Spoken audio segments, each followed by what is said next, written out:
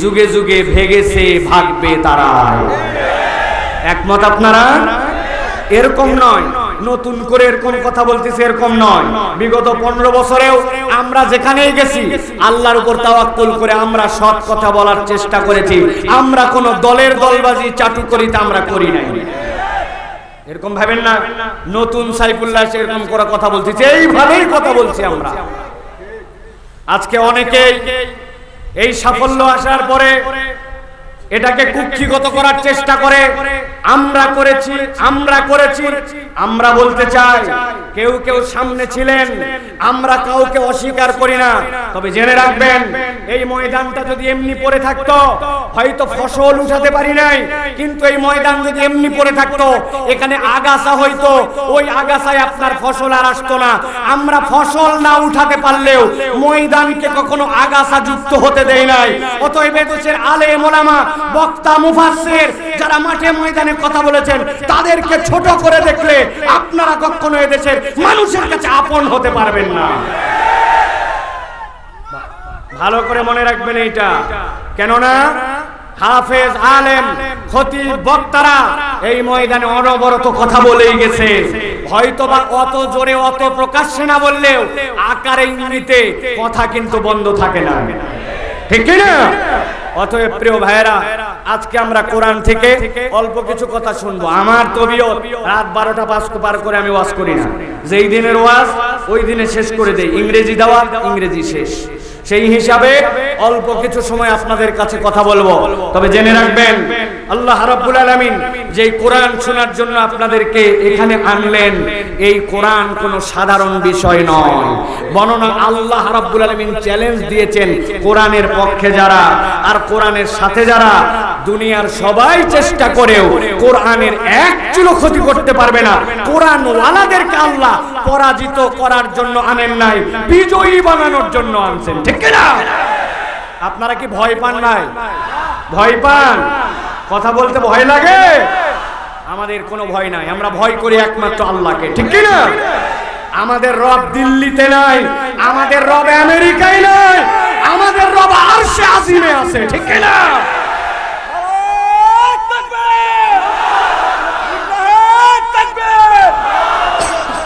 প্রিয় ভাইরা, আল্লাহ রাব্বুল আলামিন কোরআন ওয়ালাদেরকে সাহস দিচ্ছেন। দেওয়ার পর আল্লাহ রাব্বুল আলামিন কোরআনুল কারীমের মধ্যে বলছেন, কি বলছেন? আল্লাহ রাব্বুল আলামিন বলছেন, দুনিয়ার মানুষ জেনে রাখো, ঠান্ডা মাথায় আল্লাহর বার্তাটা কিয়ামত পর্যন্ত মুখস্থ রাখো।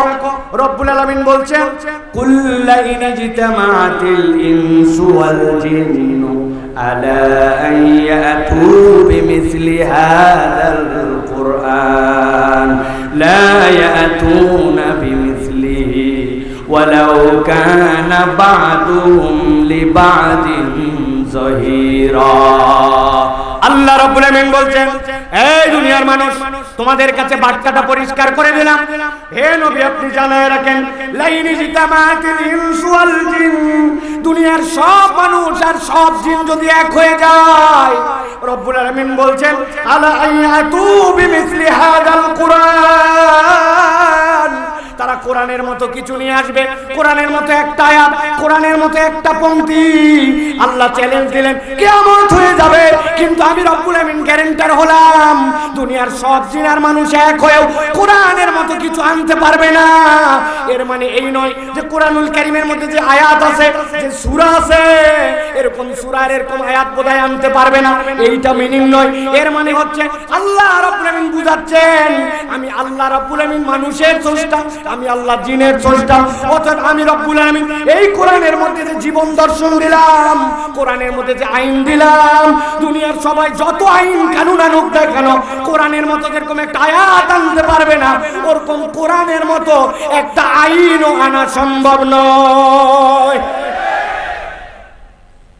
দুনিয়ায় অনেক ধানাই পানাই মুসলমান আছে, তাদেরকে আমি মাঝে মাঝে একটা কথা জিজ্ঞাসা করি, বুঝে থাকলে মাথা খাটায় উত্তর দিবেন। এই যে কুরআনুল কারীম আমাদের সামনে, এক লোক বলছে ভাই কোরআন নিয়ে আমি ব্যাপক পড়ালেখা করছি, খুব স্টাডি করছি, ভালো কথা। কোন পর্যন্ত? বলে 15 পারা পর্যন্ত ক্লিয়ার, এর মধ্যে আমার কোনো সন্দেহ নাই, কোনো বক্তব্য নাই, এইটা নিয়ে আমার কোনো রকম মন্তব্য নাই।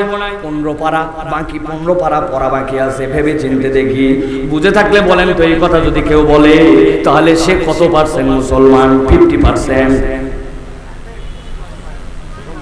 আরেকজন মুসলমান বলছে কুরআনুল কারীমের যা কিছু আছে সব শেষ, কেবলমাত্র আল্লাযী ওয়াসবিসু ফি সুদুরিন নাস মিনাল জিন্নাতি ওয়ান নাস।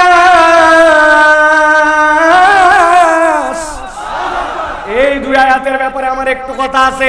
99.99% এর ব্যাপারে কোনো কথা নাই।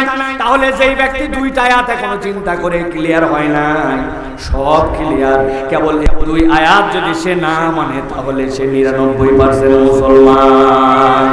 কত পার্সেন্ট? 0% মুসলমান। এই জন্য আল্লাহ রাব্বুল আমিন বলছেন, আল্লাহর বিধান নিয়ে ধানাই পানাই করো না, চালাকি করো না। আমাদের সমাজে অনেকে আছে নামাজ ভালো লাগে, তার কাছে রোজা ভালো লাগে, হজ ভালো লাগে, কিন্তু যেই না বলা হবে আল্লাহর দুনিয়ায় আল্লাহর আইন দিয়ে বিচার হোক, আল্লাহর দুনিয়ায় আল্লাহর আইন দিয়ে সব জায়গায় আদালতগুলো চলুক, ওই মানুষ মুখে না বললে অন্তরে অন্তরে পছন্দ করে না। আছে এরকম লোক? আছে? ভালো করে বুঝে বলেন, আছে কিনা?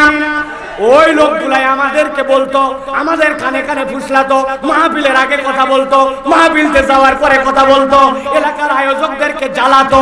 তারা বলতো নামাজ রোজা হজ যাকাতের কথা চলবে, কিন্তু কোরআনের বিধানের কথা বললে তাদের সহ্য হয় না।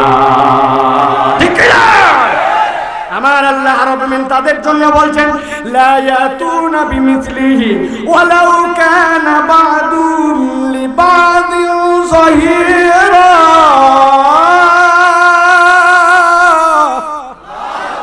এই দুনিয়ার মানুষ সম্ভব নয়, কিন্তু তারপরেও জিন আর ইনসান সবাই যদি এক হয়ে যায়, আমি রব্বুল আমিন বললাম কোরআনের বিধানের মতো কোনো বিধান সম্ভব নয়। এই জন্য আমরা যারা শুনতে আসছি আজকে ওই কোরআন থেকে কথা, এটা যেমন তেমন মাহফিল নয়, আর যেমন তেমন আলোচনা নয়। ঠিক না? যেমন তেমন মাহফিল নয়। আসলাম, শুনলাম, যাওয়ার পরে গল্প করলাম, বাপ রে বাপ, দুটা বক্তা ছিল, দুটাই ফাটাই ফেলছে। লোকজন জিজ্ঞাসা করছে কি ফাটালো? বলছে তা বলতে পারবো না, আমি এইরকম ওয়াজ করিও না, এরকম ওয়াজ জানিও না। এই জন্য যতটুকু বলবো মনে করেছি এইটুকু আপনাদেরকে শুনে চলে যেতে হবে। বেশি সময় বলবো না, অল্প সময়, কিন্তু নির্ধারিত বিষয়ে নির্ধারিত প্রসঙ্গে আপনাদের কাছে কথা বলবো। আর বলবো, সব কাতারে নিজের নাম রাখেন, কিন্তু দুইটা কাতারে রাখেন না। একটা হচ্ছে মুশরিক, আরেকটা হচ্ছে জালেম। কয় কাতার? আওয়ামী লীগ করেন, আওয়ামী লীগ আপাতত করার সুযোগ নেই।